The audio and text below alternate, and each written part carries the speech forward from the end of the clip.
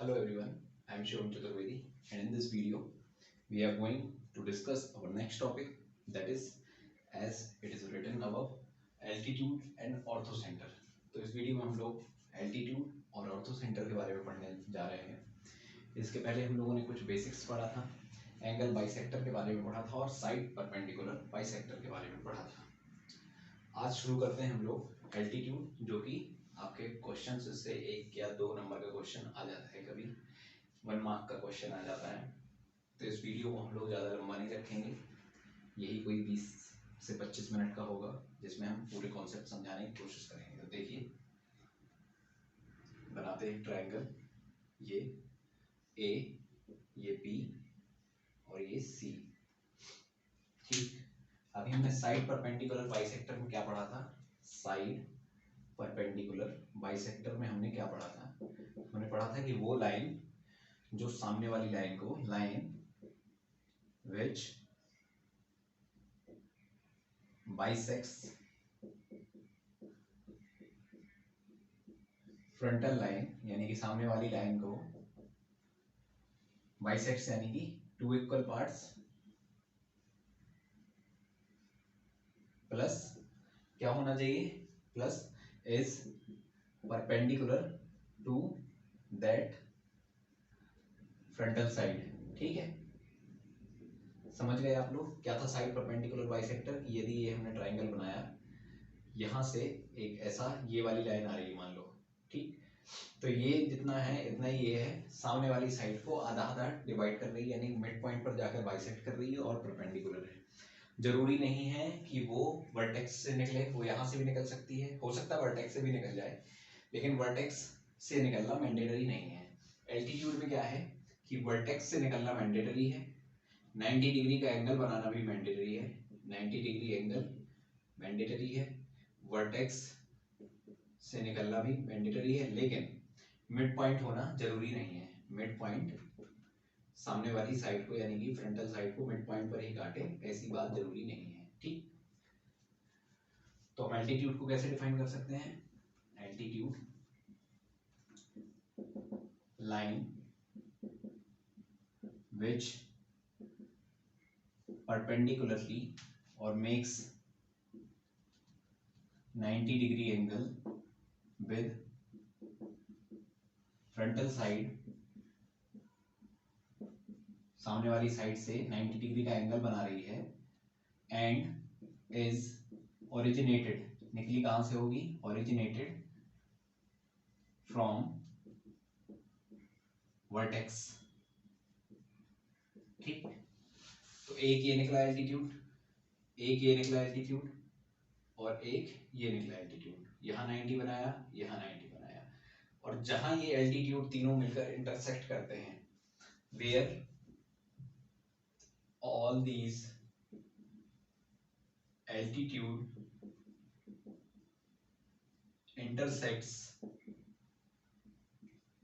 each other, एक दूसरे को जहां काटते हैं उस जगह को हम कहते हैं ऑर्थोसेंटर।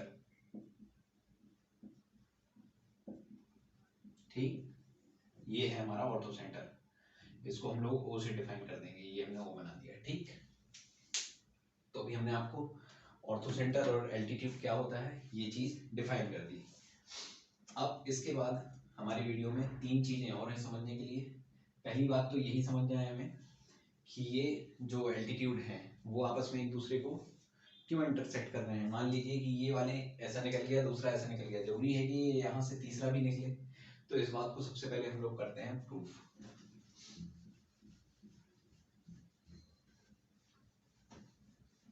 क्योंकि हम लोग अपने पिछले वाले वीडियो में ये पढ़कर आए हैं कि एक ट्राइंगल से निकले हुए साइड परपेंडिकुलर बाइसेक्टर, जो कि बाद में जाके सर्कम सेंटर बनाते हैं। सर्कम सेंटर बनता ही इसलिए है कि साइड परपेंडिकुलर बाइसेक्टर आपस में एक दूसरे को इंटरसेक्ट करते हैं।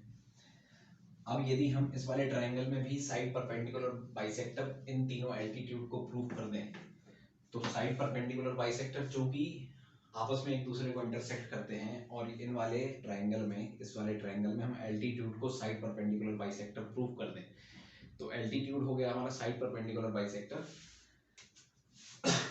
और चूंकि एल्टीट्यूड हो गया जब साइड परपेंडिकुलर बाइसेक्टर, तो वो भी आपस में एक दूसरे को इंटरसेक्ट कर देगा। तो देखिए फिर से बनाते हैं एक ट्राइंगल।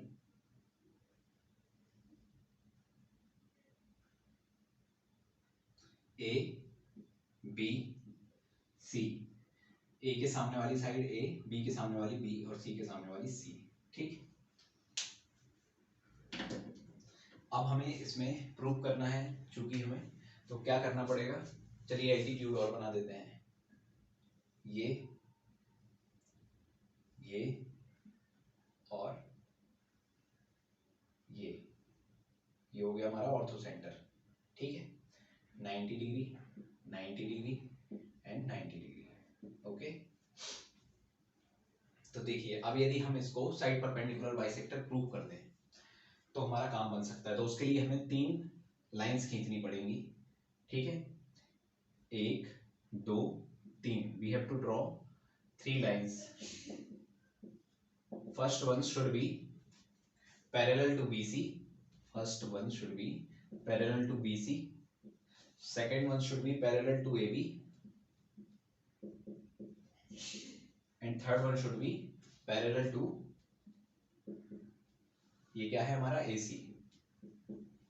ये हो गई। अब जो पहली BC के पैरेलल हम खींचें उसको दो कंडीशन बनानी है। पहली बात तो BC के पैरेलल होनी चाहिए एक लाइन, दूसरी लाइन और तीसरी लाइन, और इनके बीच में भी दो कंडीशंस हैं। ठीक है, अब ये देखिए पूरी टेबल बना दी हमने। 3 लाइन कैसी बननी है, पहली लाइन ऐसी बनानी है जो कि BC के पैरेलल हो और कहां से निकले, शुड क्रॉस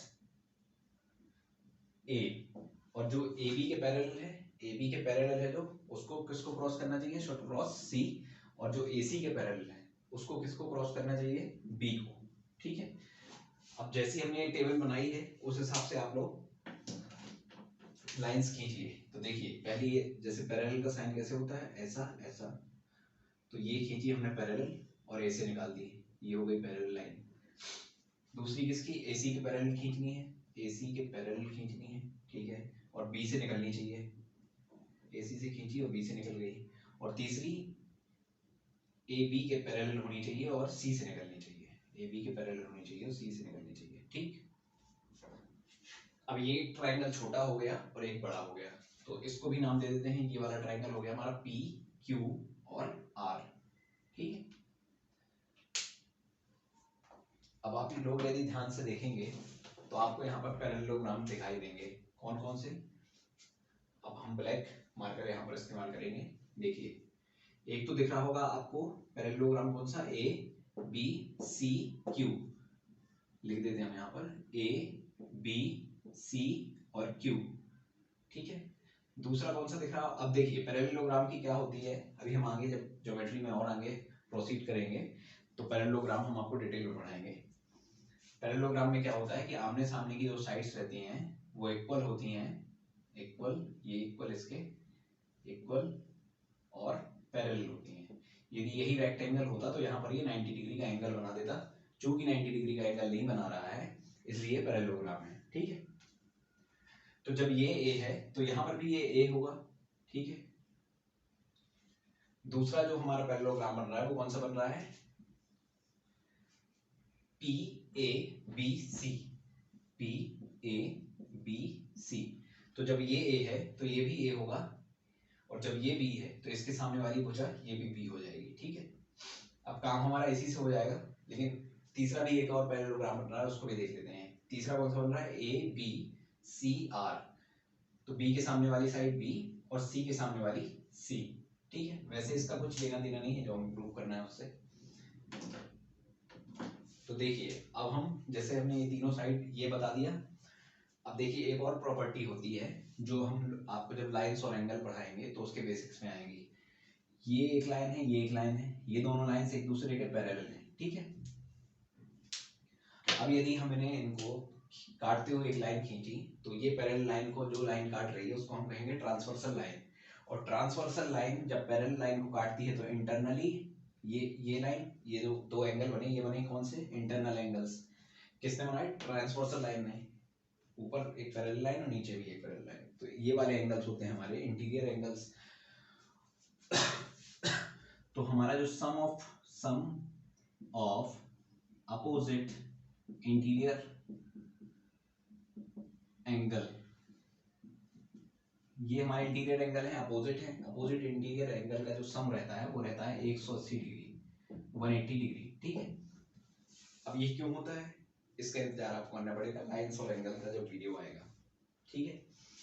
उसमें हम आपको alternate angle, corresponding angle, vertically opposite angle और इंटरनली अपोजिट एंगल के बारे में बताएंगे। तो ये जब 180 डिग्री होता है तो देखिए ये वाली लाइन और ये वाली लाइन पैरेलल थी, कौन कौन सी, BC और PQ। तो BC और PQ के पैरेलल होने के कारण और A और ये मान लेते हैं इसको D है, यहाँ पर AD हो गई हमारी ट्रांसवर्सल लाइन। तो यहाँ पर जब ये 90 डिग्री का कोण बन रहा है तो यहाँ पर जो भी एंगल बनेगा तो ये हमारा जब फाइनल होगा क्या होगा, angle ADC plus angle DAQ का जो सम होगा वो इस थ्योरम के अकॉर्डिंग 180 डिग्री होगा। तो चूंकि angle ADC equals to 90 degree है plus angle DAQ equals to 180 degree हो जाएगा। जब एंगल DAQ इस तरफ रहेगा, 90 को उस तरफ ले जाएंगे तो यहाँ पर बचेगा 90 और यहाँ ये हो जाएगा 90, ठीक है। अब देखिए अब ये हम PQR की बात करें तो PQR में PQ एक साइड है, PQ एक साइड है और दो, यदि A उसका मिड पॉइंट है, क्यों है मिड पॉइंट, क्योंकि यहाँ भी A है और यहाँ भी A है। तो दोनों साइड जब बराबर बराबर हैं तो ये हो गया A मिड पॉइंट और मिड पॉइंट भी है और 90 डिग्री का एंगल बना रहा है, तो क्या ये साइड परपेंडिकुलर बाइसेक्टर हो गया क्या। जब ये साइड परपेंडिकुलर बाइसेक्टर हो गया तो हम लोग पहले ही पढ़ चुके हैं और यही हमें प्रूव करना था कि साइड परपेंडिकुलर बाइसेक्टर, इसके पहले वाले वीडियो में हमने देखा था, हमने बताया था आपको कि साइड परपेंडिकुलर बाइसेक्टर आपस में एक दूसरे को इंटरसेक्ट करते हैं ट्राइंगल के अंदर। तो ये जब साइड परपेंडिकुलर बाइसेक्टर होगा तो ये भी होगा और ये भी होगा, यानी कि ये B से लेकर E वाला ये और C से लेकर F वाला ये, ठीक है। तो ये भी साइड परपेंडिकुलर बाइसेक्टर होंगे। तो जो बड़े वाले ट्राइंगल के लिए सर्कम सेंटर होगा वो छोटे वाले ट्राइंगल के लिए ऑर्थो सेंटर होगा, ठीक है। पहली बात जो हमें प्रूव करनी है। अब चलते हैं हम अगले दूसरे कंक्लूजन की ओर।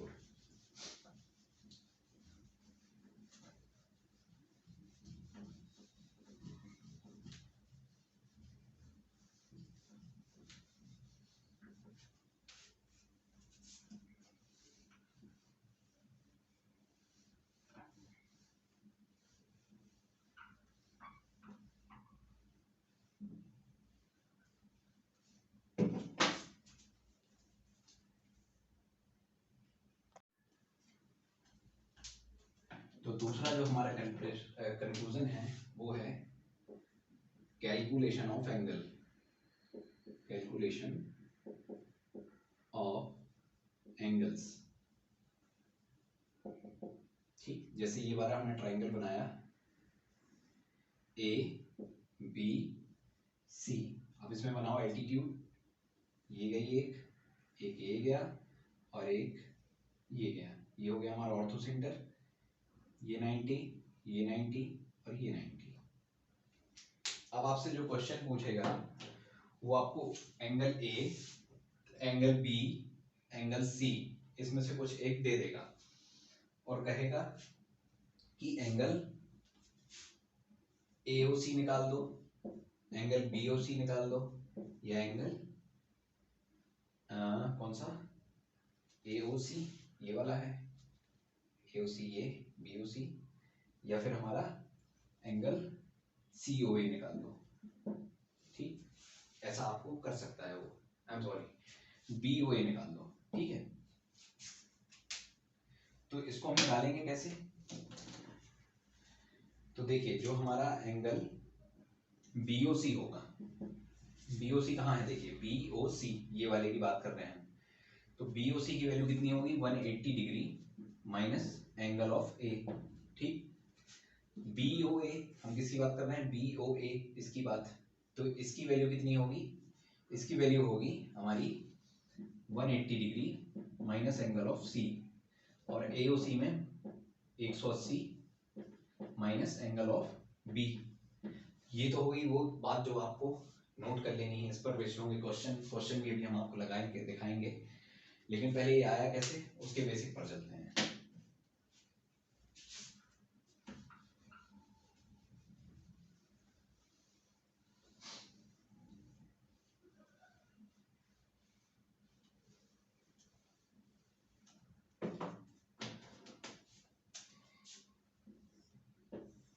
ये हमने क्रॉस बना दिया, यानी कि ये वाली लाइन और ये वाली लाइन स्ट्रेट स्ट्रेट सी दिख रही होगी, सीधी सीधी सी।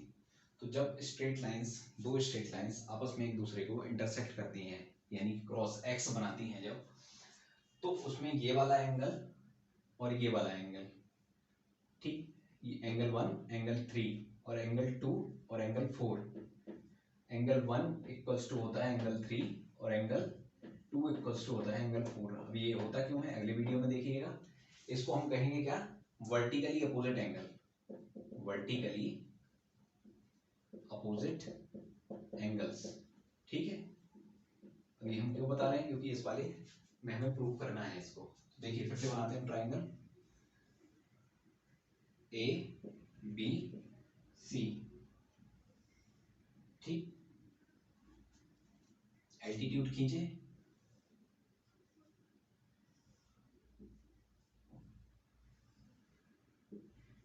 ठीक है, ये हो गया हमारा ऑर्थो सेंटर।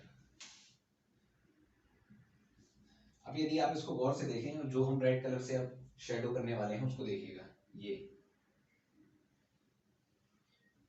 अब इसको हम लोग जूम आउट करके अलग से बनाते हैं।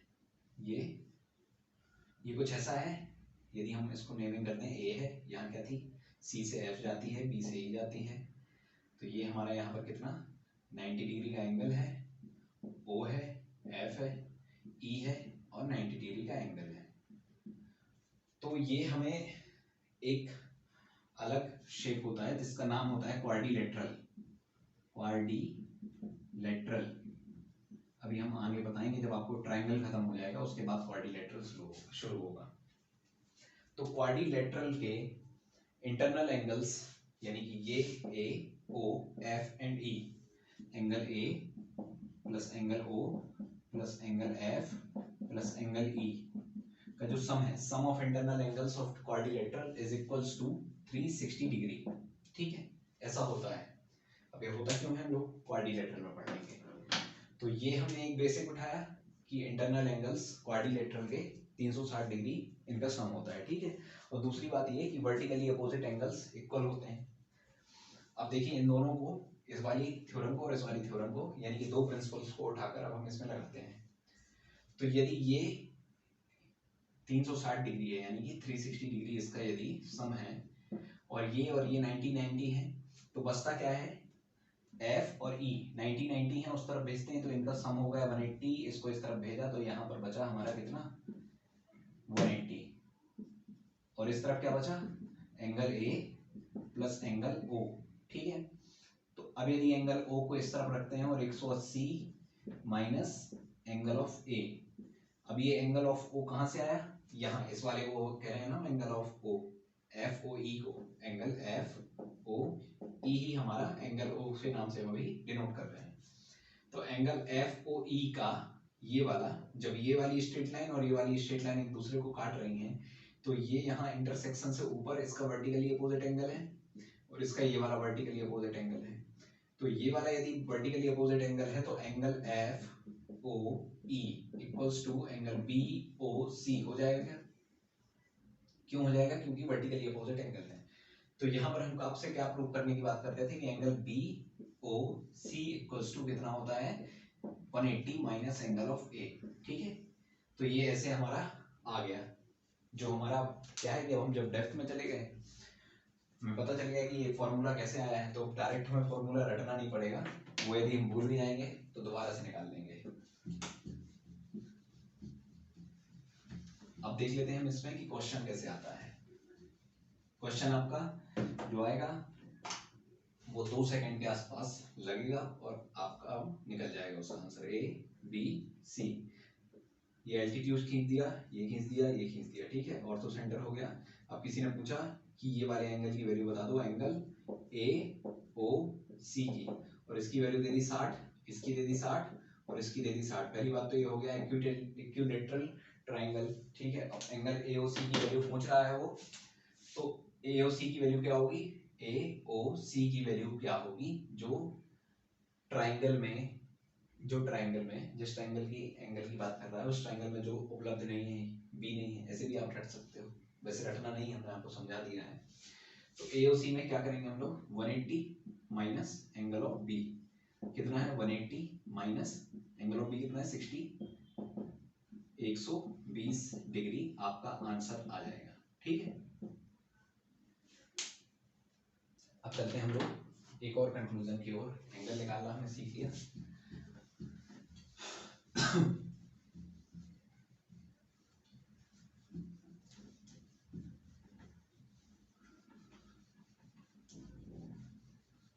अब दूसरा, इस एल्टीट्यूड और ऑर्थो सेंटर से एक क्वेश्चन तो आपके एंगल का बनता है, जो कि हमने आपको बता दिया। एक और क्वेश्चन बनता है, वो भी लगभग 1 मार्क्स का आता है, मेंस में तो नहीं आया है कभी, कभी कभी प्रीलिम्स में आ जाता है सीजीएल के।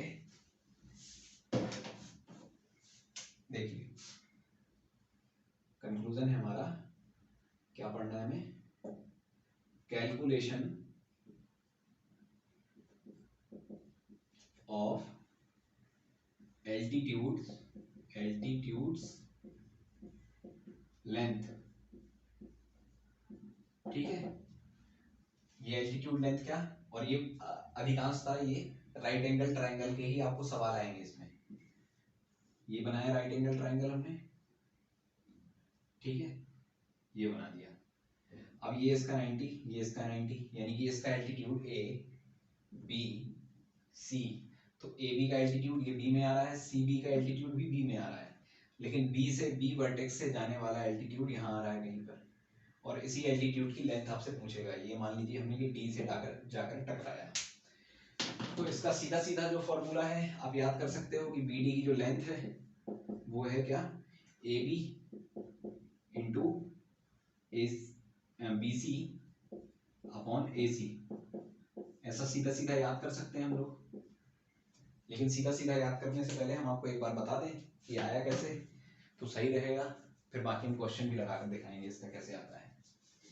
तो मान लीजिए इसको हम मान लेते हैं ए, इसको मान लेते हैं बी, और इसको मान लेते हैं पूरे को ए सी को सी, ठीक है, और इसको मान लेते हैं पी। अब चूंकि हमें पता है कि जो हमारा एरिया ऑफ ट्राइंगल होता है वो क्या होता है, half into base into height. ठीक है, half into base into height. Main solution में और अच्छे से इस पर बेस्ड सवाल आएंगे, half into base into height.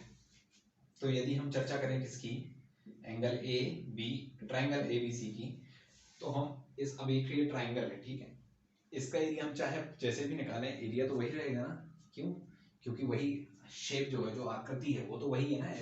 ऐसे में निकालूं उसका एरिया, ऐसे से निकालूं या ऐसे से निकालूं, कैसे से भी निकाल सकता हूँ, तो मैं दो तरीके से निकालूंगा, दो इक्वेशन लेके आएंगे अपन, ठीक है। तो पहला होगा हमारा, इसमें बेस क्या है बी, सबसे पहले तो हाफ इंटू बेस क्या है बी, हाइट क्या है ए, ठीक है, इक्वेशन नंबर 1। अब यदि हम इसी को ऐसा कुछ बना दें, इस या तो आप वैसे समझ लीजिए, नहीं तो हम दोबारा से बना ही देते हैं, पहले ऐसे समझ लीजिए हम कहना क्या चाह रहे हैं।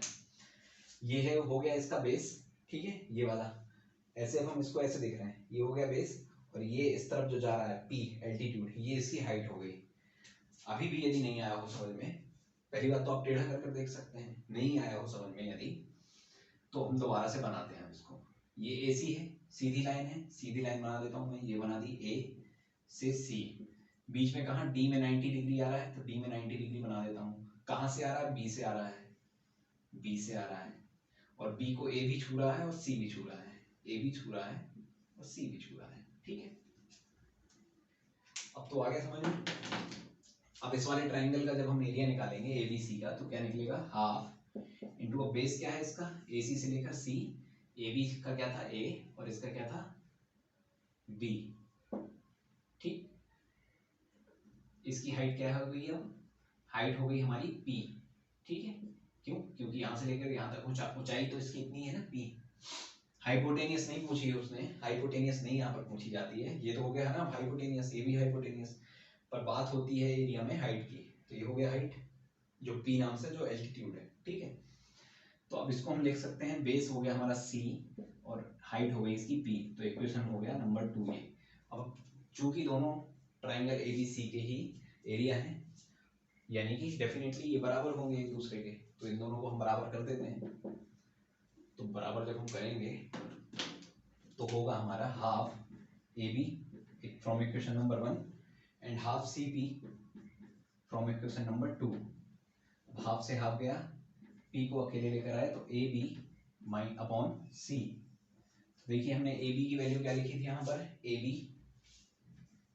स्मॉल a की वैल्यू है AB, स्मॉल b की वैल्यू है BC और स्मॉल c की वैल्यू है AC और स्मॉल p की वैल्यू है BD। और यही हम आपको प्रूव करने की कोशिश कर रहे थे। यहाँ पर डायरेक्ट फॉर्मूला ये है, इसका आया कैसे हमने आपको बता दिया। ठीक है, अब चलते हैं इसका कि क्वेश्चन कैसे आता है।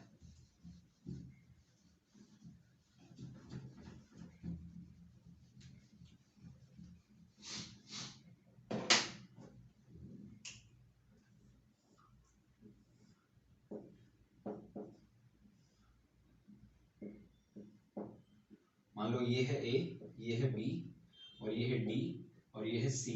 आपसे कह दिया कि BD की लेंथ निकालिए।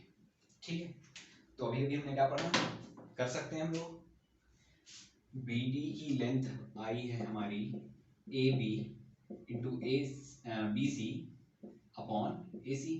तो AC तो हमें पता नहीं, लेकिन चूंकि ये है राइट एंगल ट्राइंगल, हमें बेस पता है, हाइट पता है, तो हम निकाल लेंगे हाइपोटेनियस क्या, बेस का स्क्वायर प्लस परपेंडिकुलर का स्क्वायर बराबर हाइपोटेनियस का स्क्वायर। ठीक है, तो 3 का स्क्वायर प्लस 4 का स्क्वायर बराबर हाइपोटेनियस का स्क्वायर। तो 9 प्लस 16 बराबर हाइपोटेनियस का स्क्वायर बराबर 25 कर लिया हमने रूट, तो आंसर आ गया 5। तो ये है इसकी वैल्यू 5।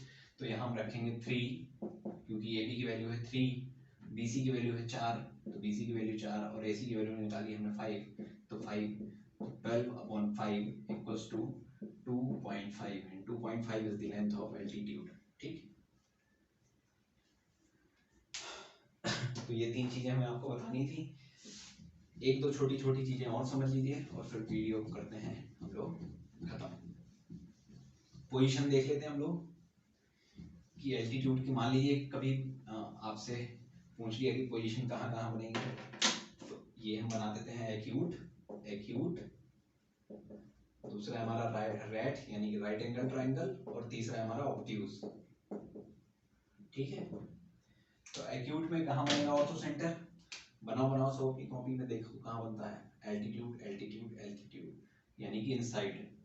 ठीक है, ऑब्ट्यूज में कहाँ बनेगा, बनाकर देखो, ऐसा ऐसा और ऐसा 90 डिग्री से ऊपर रहता ना इसका एंगल, ये वाला कोई एक एंगल 90 डिग्री से ऊपर रहता है। देखो इससे यदि हमने एल्टीट्यूड निकाला, ठीक है, इससे निकाला हमने एल्टीट्यूड, कहाँ जाकर, इसके यहाँ पर जाके मिलाना है, मिला दिया भैया, ये हो गया। ठीक है, इससे निकालकर इस वाले में लेकर आना है, तो इसको आगे बढ़ाना पड़ेगा और इसका एल्टीट्यूड यहाँ आकर मिलेगा, इमेजिनरी बनाना पड़ेगा हमें। ठीक, ये इससे ये मिल गया, इससे ये मिल गया, अब बचा क्या, इससे इसको मिलना है ना, इससे इसको 90 डिग्री बनानी है, तो इसको भी यहाँ बनाना पड़ेगा और इसको यहाँ नीचे लाना पड़ेगा और ये बन गया यहाँ पर। तो चूंकि तीनों अलग अलग बने तो अब बढ़ाते हैं इनको आगे, एक ऐसा बढ़ा, एक ऐसा बढ़ा, एक ऐसा बढ़ा, बढ़ते बढ़ते बढ़ते बढ़ते और ये भी बढ़ते बढ़ते यहाँ आकर मिले। चूंकि ये डायरेक्ट आउटसाइड दी ट्राइंगल, कोई आपसे पूछे कि ortho centre and obtuse angle lies outside the triangle और इनसाइड दी ट्राइंगल, तो आंसर क्या होगा हमारा, आउटसाइड दी ट्राइंगल। अब राइट एंगल ट्राइंगल में कहाँ बनेगा, राइट एंगल ट्राइंगल में कहाँ बनेगा, इसका एल्टीट्यूड ये, इसका ये और इसका ये। ठीक है, और इसका ये, तीनों इंटरसेक्ट कहाँ हो रहे हैं, यहाँ पर, जो बेस और हाइट यानी कि at the intersection of base and perpendicular orthocenter lies। ठीक है, तो ये हमारा हो गया एल्टीट्यूड वाला पूरा वीडियो। इसमें हमने एल्टीट्यूड और ऑर्थो सेंटर के बारे में पढ़ा। अगले वीडियो में हम जानेंगे मीडियन के बारे में और फिर हम पहुंचेंगे कॉन्ग्रुएंसी, सिमिलरिटी और फिर उसके बाद चलेंगे क्वाड्रिलेटरल की ओर। ठीक है, थैंक यू सो मच।